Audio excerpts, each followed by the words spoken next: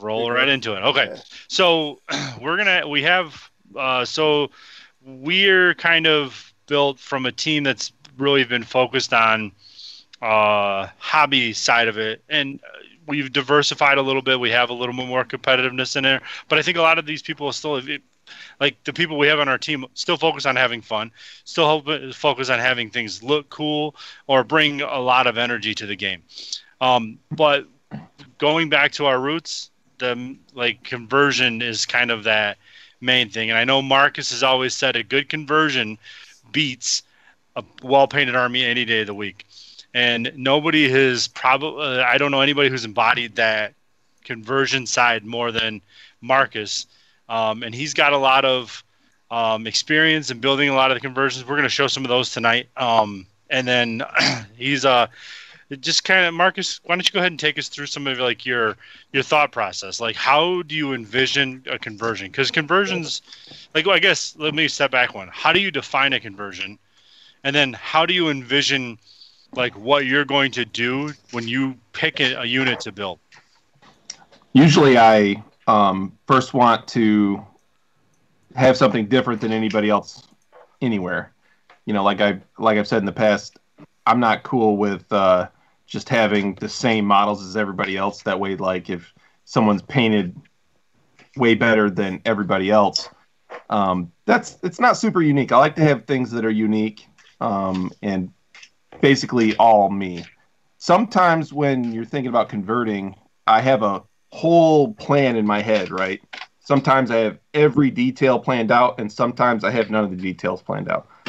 Sometimes I'm just digging in the bits box and we see what comes out. It's like we put a bunch of super glue on our hand and stick it in a box, and yep, he knows what I'm talking about. Yeah, sometimes, baby. How many Mauler Fiends have we come up with just digging in the bits box, and sometimes we have fully planned out Greater Demons that turn out really well.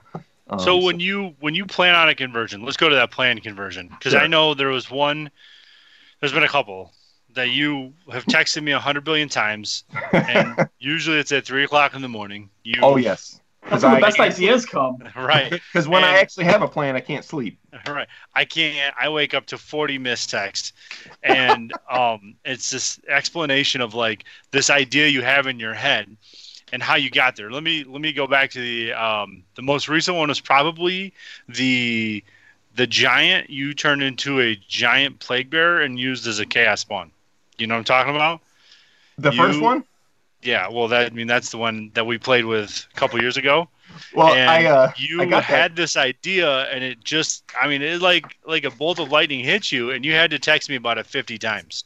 Because what the story behind that particular model, I worked at a hobby store back in 2004 or something, and I picked up that model for $15. I had an Age of Sigmar giant, the plastic kit that they have today still.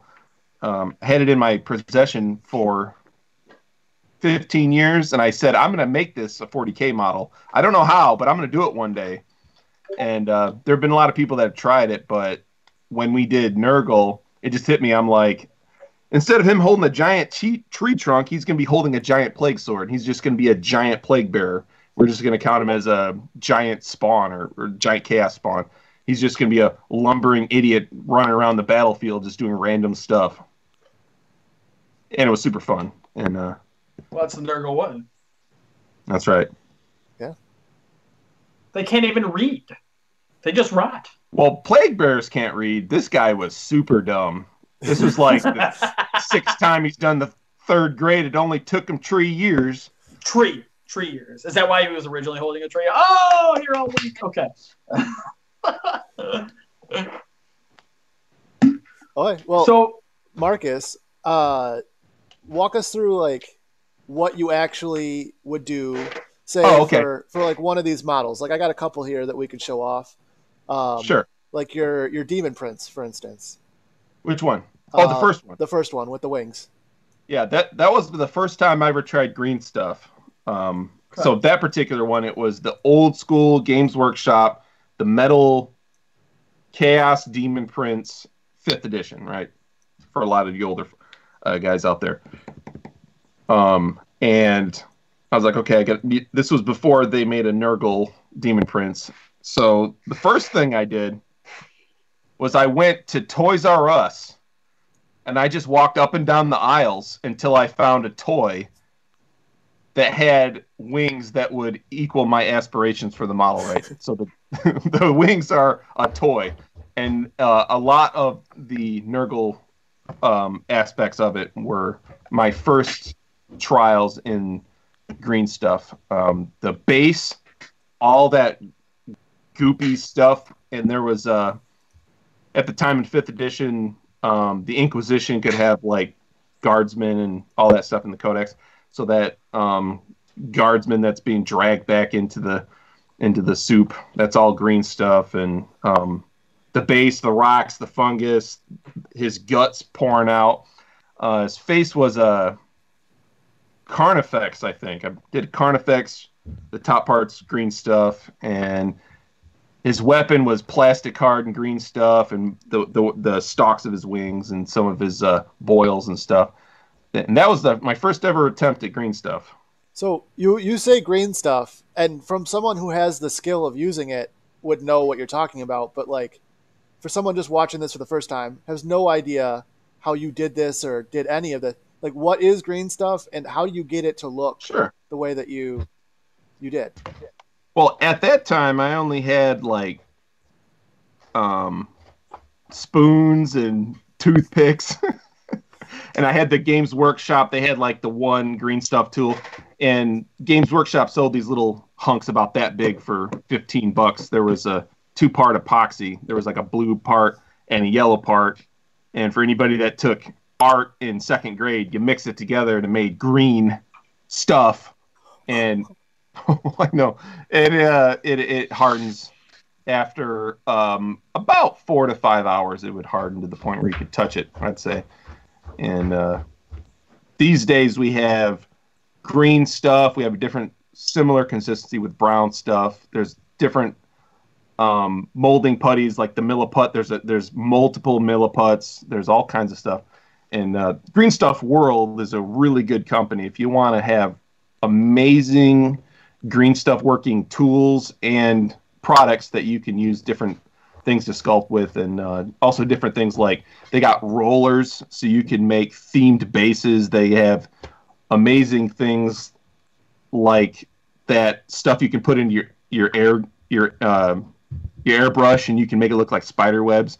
Like we were talking about that for a while when we do a Slaanesh army inevitably. So they got lots of good stuff. But anyways, yeah, the green stuff back then, that was really the only product that they had available before they started coming out with other epoxies that you can put together and mold. Okay. Green Stuff World is not a sponsor, but they do sell stuff that we have made before. Mm-hmm. So if we move from the green stuff, which was a big involvement in this model, the Demon Prince model, and we move to like that Death Knight. Yeah, the Death Knight was more of a recent project. Before that happened, my ultimate favorite model in 40k is the Grey Knight Dread Knight. I've worked with that several times. I have an orc version. We did a Khorne version that year when we did Tzeentch. I really should have done one. I don't know why I didn't. We did everything else but that. Did the Nurgle one. I want to do a Slaanesh one. I want to do it for a lot of different armies. I just love the model. There's so many things you can do with it. You know, like for instance, Matt, you might be able to work with my mindset here. Okay. I'm not super in love with the new Ghazghkull, but you put that dude in a Dread Knight and then put all of his stuff on the Dread Knight. Now you're talking where I'm thinking. Right. That's where my head is in a Dread Knight. I want him to loot his own Dread Knight and have like the corpse of the guy riding it on his pointy stick as he leads his boys. Yeah, you know what I'm talking about. Yeah. Yeah. No, I got. So actually, I had a question for you, Marcus. Because I've experimented with it. So green stuff is pretty easy to use and it can't harm you unless you eat it. Don't eat it, kids. Do not eat it. I was always a brush. I've been a brush looker for decades. You ain't gonna stop me. Easy now. drink paintbrush cleaner. Mute him. I don't even mute know him. Mute him. We're gonna take him down. Okay. All right. So, plastic card. It's advertised. You see experts going on, but yeah, molding and working with plastic card is dangerous for the digits. So how do you? Are you talking about when you slice through it and into your fingers? Right. Yeah, but working it like the smallest piece, like the smallest project I've ever seen is visualize an orc pain boy, right? He's got those little vials of goo, that he shoots into orcs to bring them back to life. How would you go about making those? Like, because that's fine detail work that requires precision, and plastic card doesn't like to fold. So how would you do that? I literally go ahead, Brandon.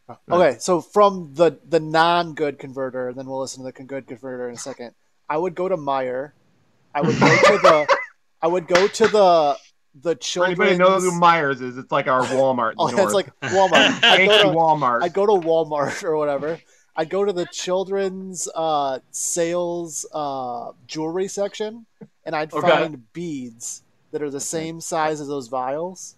And for $3, I'd yank a necklace off a little kid if I had to, and I'd break that necklace apart and use those beads. I mean, you could find 40K stuff anywhere.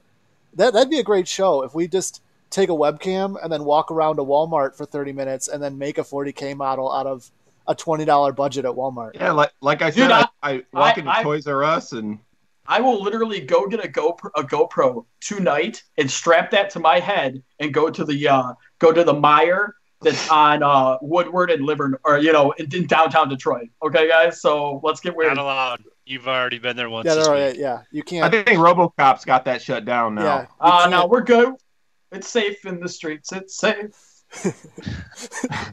All your babes belong to us. I'm sorry, I derailed it. Marcus, how would you convert that plastic card?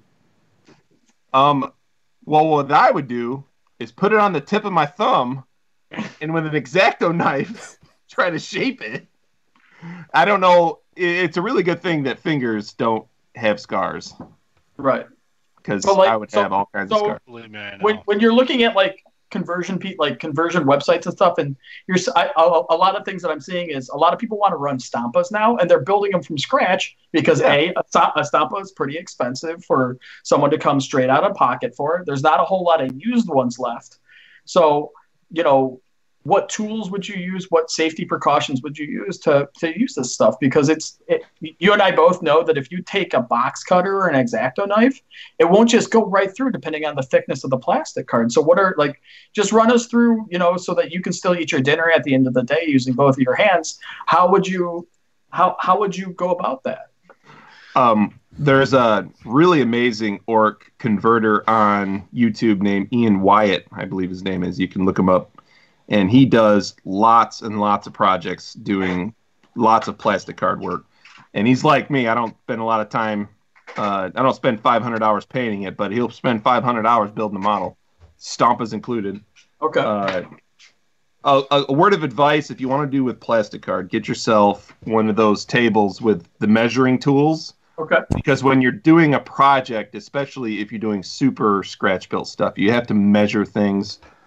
Don't eyeball things. Also, get one of those clamps where you can clamp it down, so when you work with the plastic card, you don't have to, your vice grip, you don't have to get your fingers involved. So it doesn't shift when you put the blade on it, right? Yeah, and then when you do your rivets, they have a rivet puncher at most hobby supply shops like the Scott's and the Hobby Lobby or whatever. So those work. Okay, yeah, because safety is important because we need these to do things. Yeah, and it's really fun to take Imperial vehicles or Tau or whatever and use plastic card to orc them out. So that brings a good point in conversions too. Is I'll throw two up pictures here. I got a picture of your knight, the Nurgle knight. Okay. The big one with the the blue mace that's made out of an Imperial vehicle. Oh yeah. And then I've got a couple pictures of the same Plague Marines that come out of that same year. Yeah. What differences do you do? And pardon me a second, guys, while I crop these pictures in. the differences between the mindset of converting a big model and the mindset of converting like just regular foot guys. Do you put more time into the little guys because the detail's smaller? Do you put more time into the big guys because he's bigger? There's more chance that people would look at him. Like what's in your mind when you do that stuff? Yeah, the big models definitely make people snap at the neck, and the small models are the last thing they're going to look at. And when they look at the small models and they say, "Oh, look, he even put that much detail into the small model," that's when it solidifies in their head, okay, this is next level stuff. It's not like we converted a knight and how cool does it look, and then we have some Space Marines out of the box. The knight looks cool, the tanks look cool, the Marines look cool, the Nurglings look cool. You know, everything all the way down, and you can say everything's converted, and it's the small things are the most important to me, because in my mind, if I'm looking at an army, like for instance, the last tournament you guys ran at the Michigan GT, the doubles tournament, when I went and looked at the army that won that award, it was the infantry and what they did with the infantry that sealed it for me, because I could see the time and the effort that was put into the army as a whole, right? Not just the big models, not just the Wraith Knights, but they converted the Guardians. You know, there's a difference between one level and the next level. To me, Yeah, that's my the one that won the doubles for us was that Nurgling army. Remember the Nurgling Guard? Yep, that's what I'm talking about. I went and I saw the big models. I'm like, that's great. Oh, that all looks awesome. And then I looked at the infantry and I said, that's it. That's my vote.